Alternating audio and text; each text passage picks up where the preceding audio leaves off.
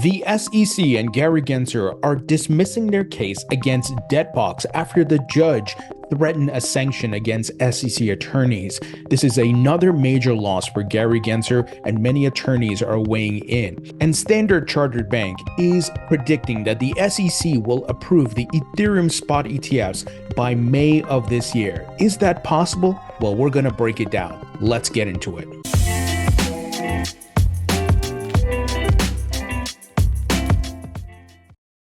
Welcome to the Thinking Crypto podcast, your home for cryptocurrency news and interviews. If you are new here, please hit that subscribe button as well as the thumbs up button and leave a comment below. If you're listening on a podcast platform such as Spotify or Apple, please leave a 5-star rating and review. It supports the podcast and it doesn't cost you anything. Well, folks, tomorrow is, of course, the FOMC meeting. We will hear from them on their decision on whether they're going to keep rates paused or start cutting. This is important because we are looking at the macro and the correlation between macro and Bitcoin in the crypto market. So that's why this is important, folks, because global liquidity and fast, easy money, cheap money, and the money printer going burr all impact the markets. So we'll keep an eye on that. And of course, I'll bring you the updates tomorrow. What we're seeing for Bitcoin is that there might be a rejection right now, and it's in line with what I've been saying, that I believe Bitcoin is headed down to between 30 to 35K. I don't know at which price it finds its support. Hopefully it's at 35K. I've got some buy orders in place. So let's see what happens. One analyst here is charting it really well. He's been correct so far. His name is Neste. And here he's using the Fibonacci models as well as the Elliott wave model. And we're at that wave B, which is then headed to C, which is downwards, folks. So we'll see what happens. Look, no one has a crystal ball. Well, we have to form a thesis. We have to look at both the bearish and bullish scenario. So we're not ignoring any of these. And we're looking at which has the highest probability of playing out. And as I've been stating, guys, from a macro standpoint, we are going to new all-time highs. I think we hit 80K, if not like 75K this year, where that's going to be the all-time high for this year. And then I think we hit higher highs, the blow-off top next year, which I think crosses 6 figures. Now, not a guarantee, not a certainty, but I think a high probability. So be patient, use the pullbacks, use the dips as an opportunity to dollar cost average in. Now, let's jump into the news because today, the SEC took another big loss, folks. Here, Eleanor Terrett of Fox Business reported the SEC has just filed a brief in the Deadbox case saying that it intends to dismiss the lawsuit against the company. The SEC is choosing dismissal rather than face possible sanctions from the judge for misleading the court in order to secure a restraining order and asset freeze against Deadbox. Another big fat loss for scumbag regulator Gary Gensler. I've been telling you guys we are dealing with a scumbag. We're dealing with people who are corrupt. They don't care about the law. All they care about is shaking down companies for money and gaining more power. And this may be a symptom of big government, right? We're seeing different government agencies just running amok. But the SEC, they've kind of had this power for a long time. And, it's almost like absolute power. It corrupts, right? But thankfully, the judicial branch of the government is coming through here, not putting up with the BS and lies and hypocrisy of the SEC. Eleanor also added some additional notes. She said, adding to this, note that the SEC has dismissed the case without prejudice, which theoretically leaves the door open for the agency to come back and file a new suit against Deadbox in the future. Expect comment from the judge on that. Second, if a dismissal is accepted by the judge, it doesn't necessarily mean the agency escapes scot-free. The judge could choose to impose monetary sanctions on the agency for misleading the court.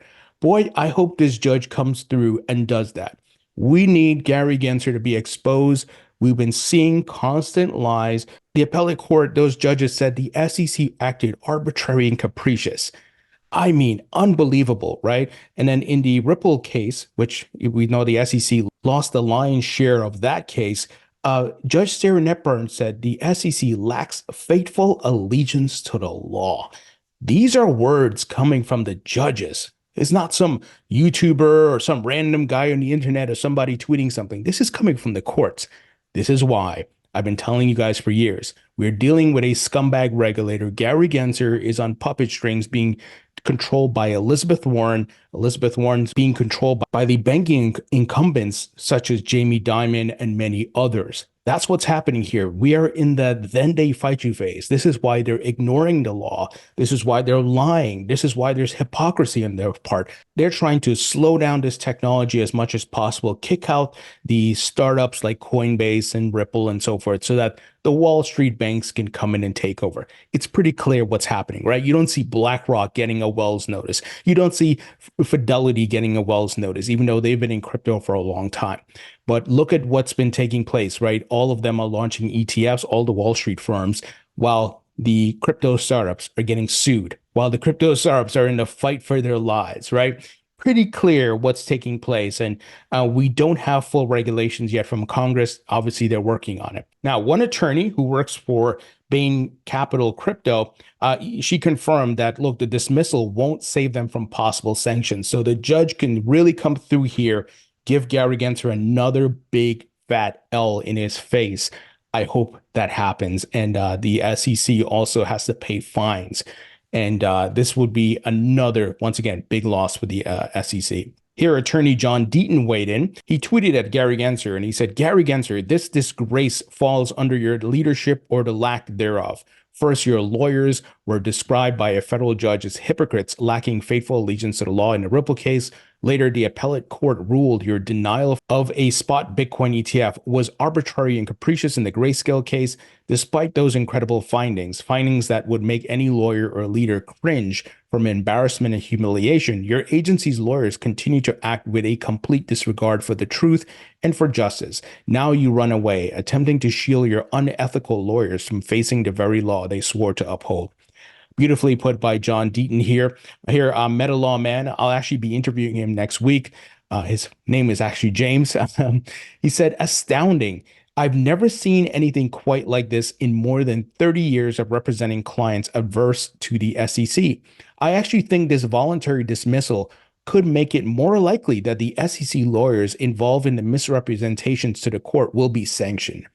I hope this happens, guys. Here, Jeff Robert, who is a reporter at Fortune Magazine, he covers crypto specifically. They put out a full article on this today. He said, so let's get this straight. The SEC lied to obtain an ex parte TRO where defendants don't even learn about the charges. The judge finds out and is understandably pissed, starts disciplinary proceedings. The SEC drops the case to try and wriggle out of it. So I'm glad that mainstream media here is covering this and exposing this scumbag. Now, the other big case that's taking place, which I think Coinbase is going to win this, right? Coinbase versus the SEC. I think the market needs Coinbase to win. We know a ton of altcoins have been thrown into these lawsuits against Coinbase and Binance. And that's the sneaky way of the SEC trying to litigate them, but not actually giving them due diligence, not going to each project and company and saying, hey, give us your facts and circumstances, as the SEC would say, right? Facts and circumstances.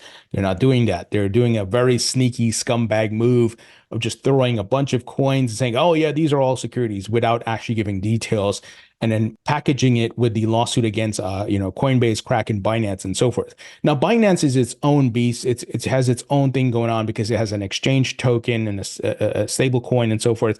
So I'm going to leave Binance to the side, but Coinbase and Kraken, I hope they destroy the SEC in court. Now, we got word here from Standard Chartered Bank that they are expecting the Ethereum Spot ETFs to be approved on May 23rd. So a very specific date. I don't know how they came up with this because, it doesn't necessarily have to happen on this date, but it could happen in the month, right?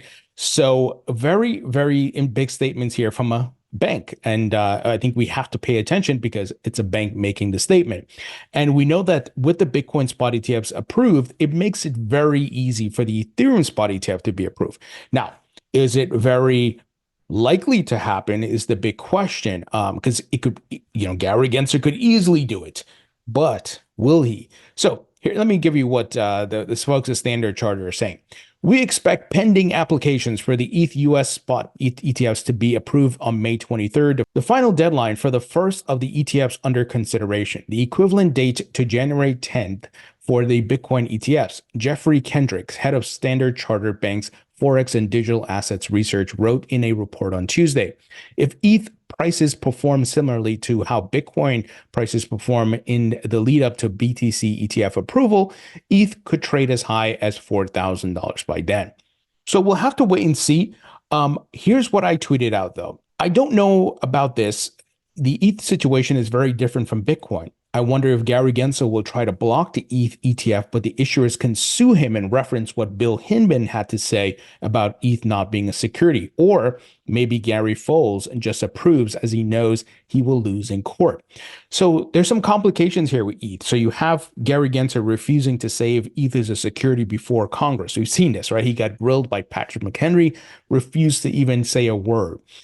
Second, the ETH situation is tricky because other projects, and we saw in the Ripple case, they use this, they reference what Bill Hinman and Jay Clayton endorsed, that ETH is not a security. We know that Bill Hinman gave a speech famously in 2018. It was market moving, and everybody thought ETH is not a security. But then you have the staking component now that if they were to approve an Ethereum Spot ETF, what does that mean for stakers? And maybe they make it clear in the guidelines, you will not get any type of staking rewards by investing in it. Maybe it's that simple. I don't know, but that is a component. And if they are going to do this with the ambiguity that's out there around ETH, it can open up the door for other altcoins to get ETFs. And this is where Gary Gensler may not want to do it, but he will probably be forced to do it. So I don't know. I don't know if we're going to get that Ethereum Spot ETF this year. It may be a situation where if Coinbase wins their lawsuit, then maybe, that'll force the hand of Gary Gensler. Because a lot of the tokens that he does list and the SEC lists in their lawsuits against Kraken and Coinbase, some are ERC20 tokens and some are layer 2 solutions for Ethereum. So this thing is so messy. The SEC would just do his job, and if Congress could get things going. I know Patrick McHenry's trying to push through the 2 bills in the House. There's 2 in the Senate, and boy, I hope they can get it done this year before the craziness of the election. But if not, 2025 would be ideal as well. Now, a quick word from our sponsor, and that is Uphold. Uphold is a great crypto exchange. I've been using them since 2018. You can buy Bitcoin, Ethereum, and all the top altcoins on this platform. They have 260 plus cryptocurrencies. Folks, you can also trade precious metals on this platform: gold, silver, palladium, platinum. They have stable coins, and they support, I think, like 37 fiat currencies. They're available in 150 countries as well. They have a great platform, great app. Best of all, folks, they are fully reserved. You can go review their transparency reports. And I've interviewed the CEO, the CFO, and many representatives from the exchange, so I can vouch for them. And if you'd like to learn more, please visit the link in the description. Now, speaking of Ethereum, folks, Vitalik, whether you hate him or you love him, he put out a great write-up about crypto plus AI. And remember what I've been saying. If you've been listening to this podcast, I told you guys this coming cycle, one of the narratives will be AI-driven crypto. And that's why I took a position in Render as well as Fetch.ai. Those are up right now. Now, that's not financial advice. Please do your own research. Don't go buy those tokens because I mentioned I have them. Please do your own research. So Vitalik tweeted out the promise and challenges of crypto plus AI applications. Folks, once again, you could hate Vitalik, but this is a really good write-up and talking about the benefits and the challenges and the synergies and much more. It's too much for me to break down here in this podcast. I'll probably need like an hour to do this, but I highly recommend you guys go read up on it. I'll try to do an AI crypto specific video and podcast where I can break down and reference some of this information, but it's really well done. And I think it's not hype. It's not just a narrative. I think it's a legit thing. Now, are we there yet where it's like, hey, we have this figured out, and there's solutions. Here are the use cases. And we're not there yet, right? We're very much in the ideation phase, and here are some possibilities. But I think folks are working on it, and don't be surprised that we see AI merge with blockchain. In fact, from a larger perspective, I think blockchain will be needed to police AI. And we see that deep fakes are on the rise. It's hard to verify media and where it comes from. And we know the AI deepfakes will only get even more sophisticated and realistic where you can't even tell. So we need blockchain. And we actually saw Polygon, which is a layer 2 scaling solution. I had reported on this. They partner with the Fox News Corporation to build a platform where the content that's published by the media sources can be verified because it's on the blockchain, and you can avoid, deepfakes, or if they're not avoid, but if deepfakes do come up, you can verify what's real and what's not. So this is very interesting. And once again, the narrative, I said it in December 2022, one of the big narratives, right?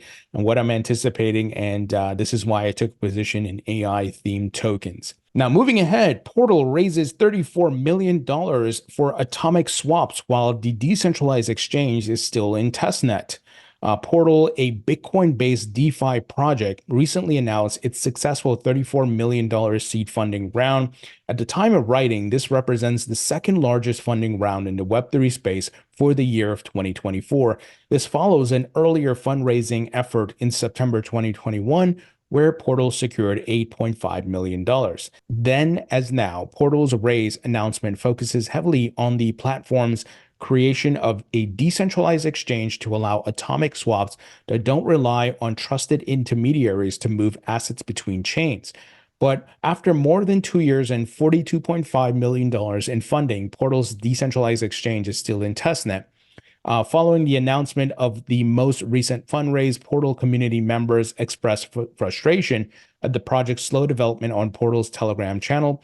Some invested in Portal through retail investment platform Republic and wanted to know when they could see returns. An administrator in Telegram said investors would receive equity following the launch. In an interview, Portal co-founder CEO Chandra Dugirala, if I'm saying that right, acknowledged things did take longer than expected, which is true of all difficult engineering problems. So they're getting more capital to keep building, but folks are not happy with the timeline. And look, that doesn't mean the project's dead. And we've seen certain projects take a long time, but eventually come to fruition.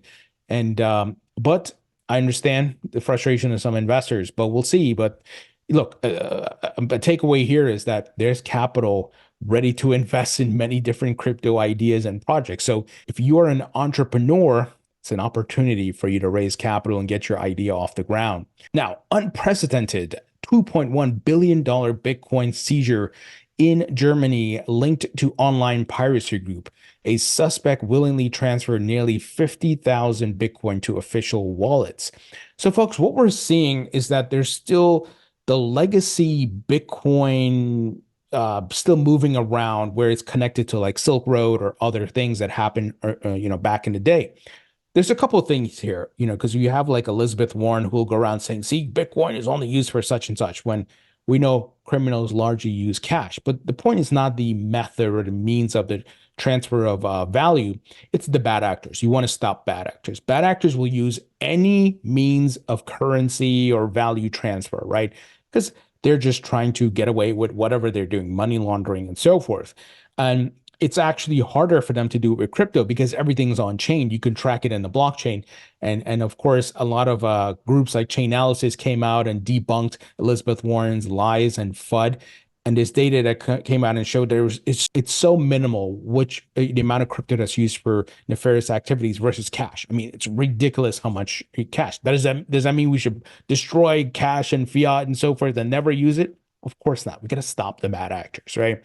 So the authorities alleged that the Bitcoin is tied to a piracy site that violated the Copyright Act back in 2013. So once again, legacy problems here. According to a police statement, a German and Polish man were found responsible for the alleged money laundering and reportedly bought Bitcoin with the proceeds.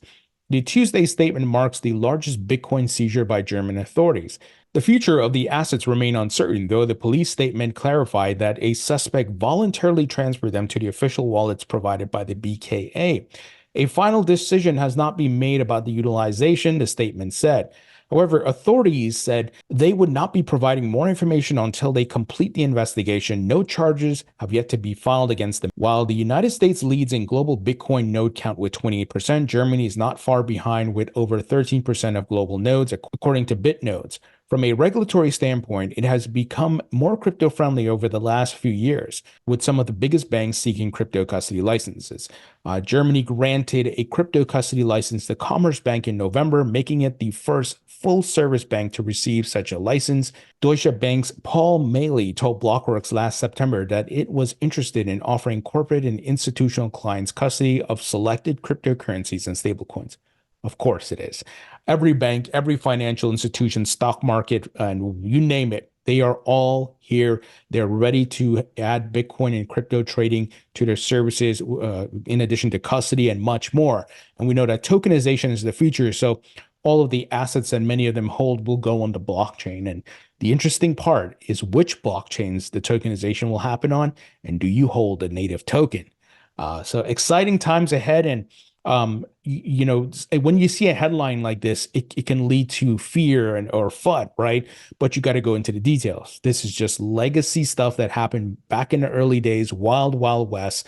And I think the governments are now going to be hyper focused on cleaning this up. They're going to tie up loose ends and make sure all these guys are brought in, whoever did nefarious stuff, all the bad actors, right? And look, bad actors, like I said, they're going to exist. The people are going to use Bitcoin and other cryptos for bad activities in the future. It's going to be tough for them because, once again, KYC AML is being enacted everywhere. Plus, there's on-chain reporting data and analytics where you can track stuff now. So it's going to be even more difficult. But the point is, criminals and dumb criminals, right, will do whatever they want and use whatever they want. That's human nature. That's civilization. It is what it is.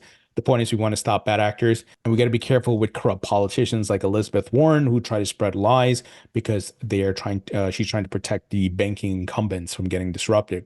Well, folks, that's the news. Let me know what you think. Leave your thoughts and comments below. Hit the thumbs up button on YouTube.